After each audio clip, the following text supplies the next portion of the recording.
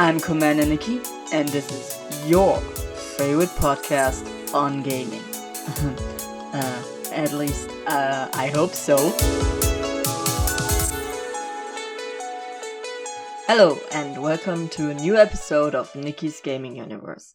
But before I get started with the episode, I just want to give a quick little shout out to my friend Leia over at It's All Mystery. She does a German language creepypasta podcast and also is the reason why my audio is fixed now. Well, the intro and the audio will be better because I got some ass kicking and suggestions and a little advice on what to fix, so thank her for that. So if you know German, just go over.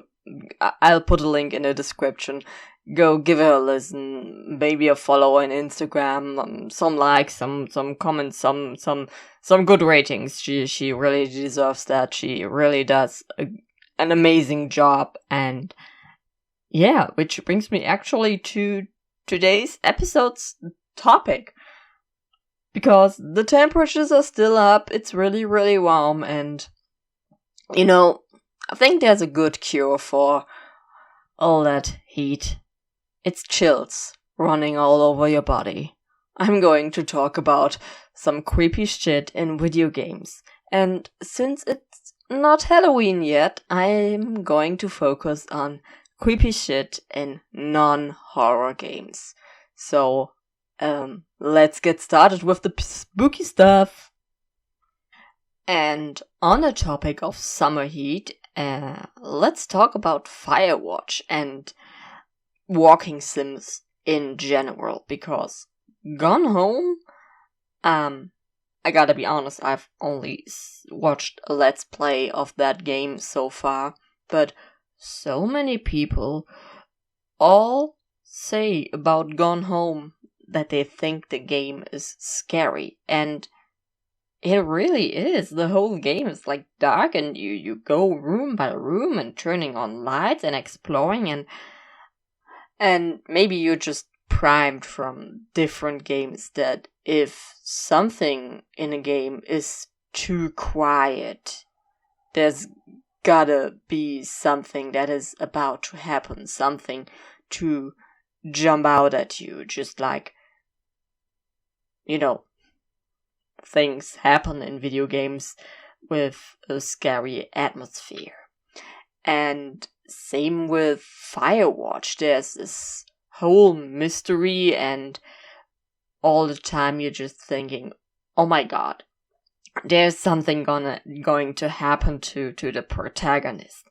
And also what remains of Edith Finch is just you go through that empty house filled with memories and things, and all the stories that are unfolding are just you don't know what to expect, and that's just really, really tense and interesting and spooky. But walking sims do have this kind of creepy vibe that makes you feel defenseless, because there's not much gameplay, and what if something were to happen and jump out at you?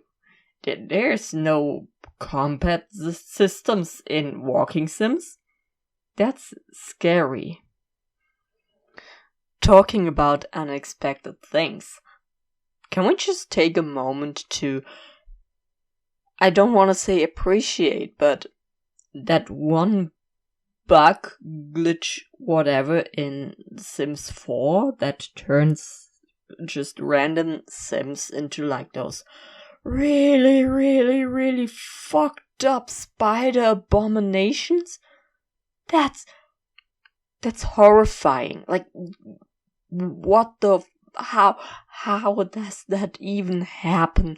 It's wow. Just thinking about it kind of just gives me the creeps, because it's it shouldn't look like that. I think that's somewhere in the uncanny valley. I know it's like human, but doesn't look human? You know, the whole uncanny valley definition, but those spider abominations that come from like some glitches in Sims, those are scary.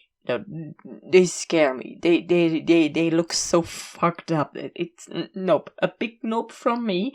And like, I just want to go to the next topic because I'm gonna get nightmares.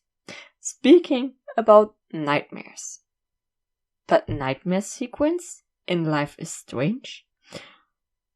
Holy gosh damn, fuck it, is that scary. And like,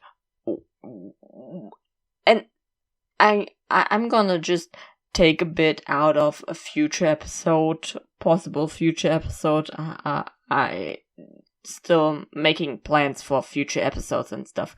But why the fuck is Warren in that labyrinth creepy section? Why do you have to run away from a romance option?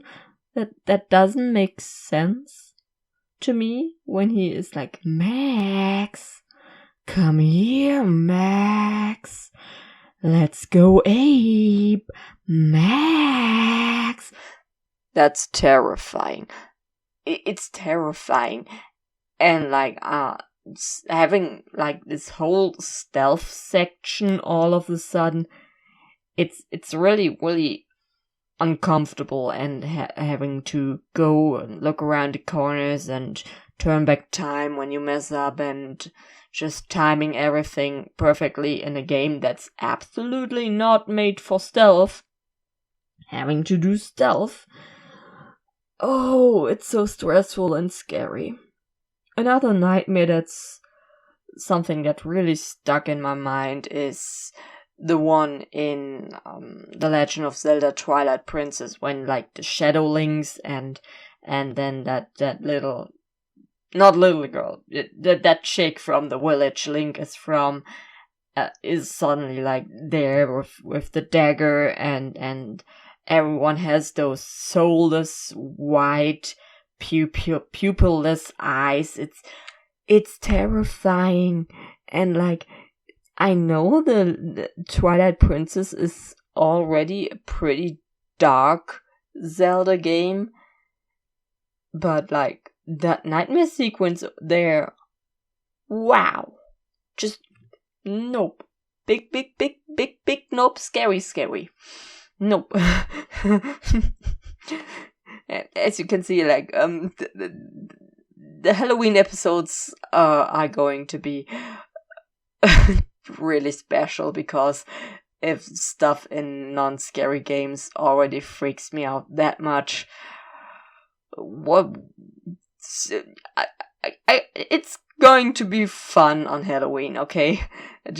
I'll just tell you that. And how can we go through an episode like this without talking about almost everyone's favorite, Pokemon? And one thing that really, really stands out is just like the amount of Pokedex entries that are just straight up really, really scary, going from Pokemon that just go and like to kidnap children, and then children that turn into tree stump ghosts because they get lost in the forest, and just things like that, or like ice Pokemon that murder hikers that get lost in the snow. That's the stuff that's for nightmares. Why are some Pokédex entries are so scary? Oh wait, they're based on Japanese urban legends and legends in general, and those are scary. Like they're often scarier than everywhere else in the world's urban legends. So yeah, and speaking about Pokemon, just to stay on that topic a bit more, it's just like, you know, in Pokemon Gold and Silver, the unknown radio, it's scary. And like, just to stay on the topic of Pokemon, just a bit more, the unknown radio and Lavandia, town music, that's scary. Why is it so scary? It has no right to be so... Well, I mean, I guess the topic is kind of scary, like dead Pokemon, like a whole ass graveyard tower, and like ruins of really mysterious Pokemon. I mean, I get it. It's supposed to be scary, but like Pokemon overall is not a scary game, and I don't know what right it has to be so scary sometimes from the topics it handles. Speaking about scary sounds, those random cave sounds that Minecraft has when a cave is nearby, those so often scare the shit out of me that I don't know, it's just like really, really scary. And same with Mass Effect, there's also like some really, really, really creepy sound design, especially surrounding the death. Like, damn, that game is so much fun and amazing and cool and stuff, but like, as soon as you have to crawl through like some Geth place and stuff, it's scary, especially with the sound design, with those eerie sounds that sometimes play or are in the soundtrack. Wow, big scary time. Big scary time. But yeah, that's all scary and creepy shit in non-horror video games. I guess there's more I'm currently maybe just forgetting, but that's all I could think about. So yeah, I guess that was it for this episode. Feel free to answer the question of the episode in the show notes.